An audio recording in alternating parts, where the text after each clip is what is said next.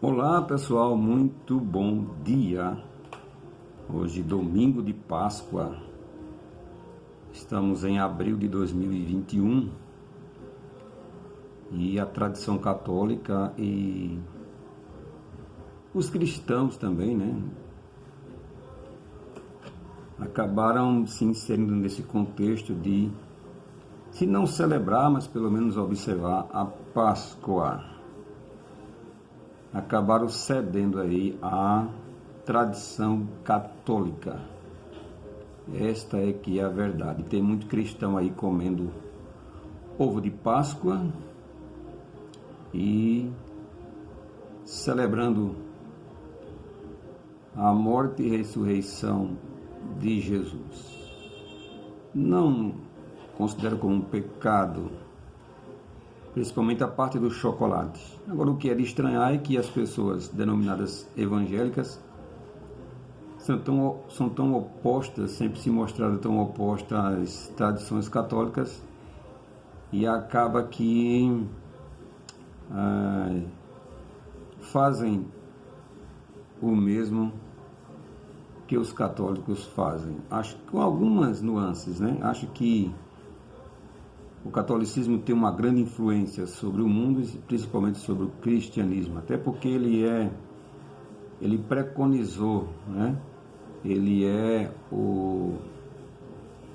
quem iniciou todo o sistema chamado de cristianismo, e ainda hoje prevalece fortemente seus dogmas e suas tradições. Deixando isso de lado, que o nosso assunto não é este, o nosso assunto é o maior equívoco de todos os tempos, e nós estávamos falando esses dias, esses vídeos anteriores no canal, sobre o Apocalipse de Jesus, que Apocalipse quer dizer revelação. Então Jesus revelou de forma profética o que iria acontecer naquela geração, culminando com a sua vinda para a consolidação de todas as coisas, principalmente do reino de Deus. E alguém pode perguntar, e o Apocalipse? E as revelações de João, que teve as revelações de Jesus, ou o Apocalipse de Jesus, que está lá nos chamados evangelhos, e agora também lá no finalzinho da Bíblia nós vamos ter o Apocalipse de João. João é a última testemunha, que Jesus disse, se eu quiser que ele fique vivo até que eu venha, e ele quis, né? João ficou vivo até Jesus voltar, principalmente para ter as revelações. Ok. É importante, antes da gente falar do Apocalipse, ressaltar algumas coisas. Ultimamente, como de costume, em época de catástrofes, de pandemias, de desajuste na política, na religião, surgia algum profeta intitulado Homem de Deus para fazer algumas previsões. Ultimamente teve um cidadão aí, denominado pastor, que fez algumas previsões para o dia 30 de março, né, que seria o dia da ira, da vingança de Deus. Ele alertou as pessoas a ungir os umbrais da porta com sangue, porque segundo ele o destruidor da parte de Deus ia surgir e muita gente ia morrer naquela noite. Ele até sugeriu que advertiu que as pessoas não saíssem de casa após a meia-noite, determinou um toque de recolher, né, um estado de sítio religioso, porque segundo ele Deus iria passar para tocar o terror sobre os habitantes da terra. Acabou que mais uma vez essa profecia não se cumpriu, e eu fico me perguntando como é que este denominado pastor vai ter coragem de aparecer em público depois de um vexame como este. Eu não queria estar na pele dessa pessoa, né? Como também a gente viu aí na época da política, um certo cabo que falava tanto em nome de Deus, que falava em língua, falava em mistério, dizendo que Deus estava ali revelando as coisas a ele. E nada do que ele falou para aquele ano eleitoral se cumpriu. E ele ficou recluso por um tempo da mídia, das aparições em público. E depois de um tempo ele ressurge aí com o mesmo mau costume de profetizar em nome de Deus, dizendo aquilo que Deus não autorizou dizer. Mas o que mais me espanta não são esses pseudos profetas. O que mais me espanta é a capacidade das pessoas, principalmente dos cristãos, em ficar omisso, né? Quase ninguém reclama ou questiona, né, esses pseudos profetas. Por quê? Porque parece que as pessoas têm uma tendência a querer acreditar mais na mentira do que na verdade. Quando aparece alguém expondo a verdade explicitamente, há uma tendência quase que generalizada das pessoas rejeitar esse ensino, né? Mesmo com comprovações, com fundamentos, com base. Mas quando é uma profecia ou como se chama, uma profetada da mente das pessoas, há uma tendência das pessoas querer acreditar até que aquilo seja mostrado ao contrário, até que aquilo não se cumpra. Elas não arriscam a dizer que aquilo não vai se cumprir porque não tem fundamento, né? Que esse Deus aí que as pessoas profetizam como Deus vingativo, irado, é uma concepção humana, é um conceito humano anteformado, desde a época primitiva, né? Que se traz essa imagem aí de um Deus destruidor, de um Deus vingativo, de um Deus que odeia, né, aqueles que não estão de acordo com a sua vontade, que não guardam os seus mandamentos. Na verdade são mandamentos religiosos, né, que eles atribuem a Deus. E está permeada isso em toda a Escritura, né? Mas as pessoas não conseguem enxergar que estas diretrizes ou esta forma de se conceber a Deus tem uma participação direta humana, né? Na verdade é a vontade dos seres humanos, que eles gostariam de que isso fosse encontrado em Deus. Quando os seres humanos nos primórdios eles fizeram guerras e atacaram povos, invadiram propriedades com extrema violência,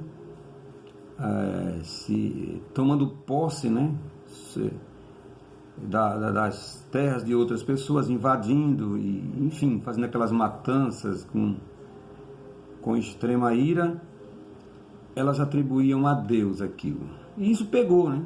Isso ficou no inconsciente e no consciente das pessoas, como se a vontade de Deus estivesse sendo expressada daquela forma naquele tempo. Mas quando chega o advento do conhecimento, com a evolução, né, da espiritualidade, nós não temos mais como aceitar um Deus desta forma, né, um Deus deslocado, um Deus ciumento, irado, que derrama sua cólera sobre as pessoas. Isso é típico de deuses pagãos, né? Isso é um plágio, um conceito plagiado de deuses pagãos das mitologias do Egito, da Babilônia, e depois da Grécia, de Roma. Essas mitologias e esses conceitos de um Deus vingativo, colérico, intransigente, violento, foi herdado aí desse conceito primitivo acerca das divindades e que acabou interferindo diretamente no conceito que se tem sobre Deus. Hoje, Jesus apresentou um Deus diferenciado, com um caráter bem distante, né, daquele apresentado pelos religiosos do Antigo Testamento, e provou que Deus não é um Deus vingativo coisa nenhuma. Se você ler o capítulo 5, 6 e 7 de São Mateus, você vai ver Jesus descrevendo um Deus totalmente diferenciado do Deus do Antigo Testamento. Eu arrisco a dizer que aquele Deus de Jesus, apresentado por ele, não tem nada a ver com o Deus do Antigo Testamento, que destilava ódio e vingança sobre os seus adversários, sobre as pessoas que não comungavam com o seu ponto de vista ou com a sua vontade. Isso é típico de seres humanos involuídos. E tem uma coisa que mudou muito o meu pensamento, foi uma palavra que eu achei, e é a palavra antropomorfismo. O antropomorfismo é de origem grega e ela significa atribuir a Deus ou aos deuses características humanas, principalmente as negativas, como raiva, ódio, retaliação, desejo de vingança, ira. E os gregos achavam que os deuses tinham essas características. Eram vingativos, faziam guerras uns contra os outros, luta pelo poder, pelo domínio, e, enfim. Então, isso acabou influenciando esse chamado conceito helenístico sobre os deuses, acabou influenciando a literatura evangélica, a literatura cristã.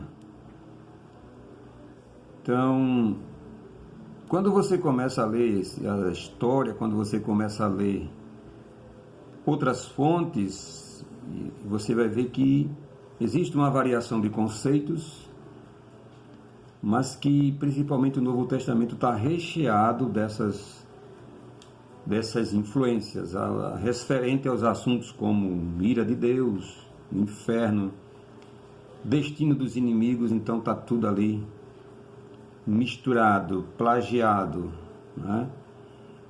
Mas hoje a gente trabalha para desmistificar, quebrar paradigmas e mostrar aquele Deus que Jesus iniciou a revelação dele, né? Agora, dentro do próprio Evangelho, isso eu vou falar para as mentes mais evoluídas, e aquelas que ainda não estão evoluídas, como a minha uma época não foi, que você possa aceitar com humildade e abrir a sua mente para isso. Então Jesus vem trazendo um Deus diferenciado, lá no livro de Mateus, dizendo que Deus é bom, que perdoa, que trata as pessoas com benevolência, que Ele é perfeito, que Ele faz o sol nascer sobre os justos e os injustos, que Ele não é retaliativo, que Ele é puro amor, que Ele é perdoador de forma direta e sem limites, né? Não existe limites para o perdão de Deus. Então a gente começa a acreditar nessa nova revelação que Jesus traz. Mas num certo ponto da sua homilia, do seu discurso, dos seus ensinamentos, ele começa a apresentar um Deus extremamente vingativo e intolerante. A gente percebe que há uma mudança do capítulo 5 de Mateus para os capítulos 24 em diante, 24 e 25, a gente percebe Jesus apresentando um Deus que havia de vir com extrema cólera e com muita rigidez e de forma implacável acertar contas com os pecadores, com os seres humanos. Então a gente fica meio que dividido. Não estou mais dividido hoje. Estou falando de fases da minha vida. Afinal de contas, Deus é o do Antigo Testamento, é o que Jesus iniciou a apresentar, ou é o que o próprio Jesus, no final do seu discurso, aponta como aquele que virá para juízo, para, de forma implacável, derramar sua taça de ira sobre os seres humanos que não compactuavam com seu ponto de vista, com a sua religião, com os seus ensinos. As pessoas que rejeitaram a isso se tornaram inimigos número 1 de Deus, e ai daquele que se tornar inimigo de Deus, porque Deus não perdoa, Ele é implacável contra essas pessoas. Então fica, de um lado, no início, um Deus apresentado por Jesus como perfeito, como puro amor e perdão sem limites, tolerante. E depois surge aí esse Deus também com traços característicos lá do Antigo Testamento. Um Deus vingativo, intolerante e implacável contra os seus adversários. Eu já entendi isso, mas talvez você não esteja pronto ainda para ouvir. Eu estou falando sobre a vinda de Jesus para implantar o reino, trazendo juízo e vingança, para comprovar simplesmente que a Bíblia diz, e o que o próprio Jesus falou, ou que disseram que ele falou. Porque você sabe que Jesus não escreveu nenhuma linha, nenhum livro. Tudo o que ele fez foi repassado para os escritores no futuro, e alguns deles não conheciam a Jesus, não era discípulo, não andaram com ele, então eles receberam essas informações de forma oral, no chamado boca a boca, né? Mas não tinha ninguém ali anotando nada que Jesus fazia. Enfim, a gente está provando aqui pelo que está escrito, que Jesus veio naquela geração com juízo contra Israel e as nações da época, e consolidaria o reino, e que muitas testemunhas daquela geração estiveram presentes, foram conservadas para presenciar essa vinda com poder e vingança, né? Algo que não é muito característico do Deus apresentado por Jesus, mas nesse ponto do tempo e do espaço, ele apresenta um Deus como vindo com vingança, provocando catástrofes, usando exércitos para desolar Jerusalém. Pelo menos está assim configurado na cabeça de alguns historiadores e escritores bíblicos. Então a gente está usando este conceito para provar que Jesus veio nessas características, conforme está escrito, e que culminou com o arrebatamento da igreja da época, conforme a gente leu lá em Tessalonicenses, Paulo falando que os que estivessem vivos, né, não precederiam os que dormem, e os que morreram seriam ressuscitados, mas não antes dos que já morreram antes, e os que estivessem vivos seriam arrebatados. Então isso se cumpriu tudo naquela geração, não é? Isso é história, isso está na Bíblia, do jeito que a gente descreveu nos vídeos anteriores, e a gente usa isto, como está escrito, para esclarecer que tudo foi consumado naquela geração.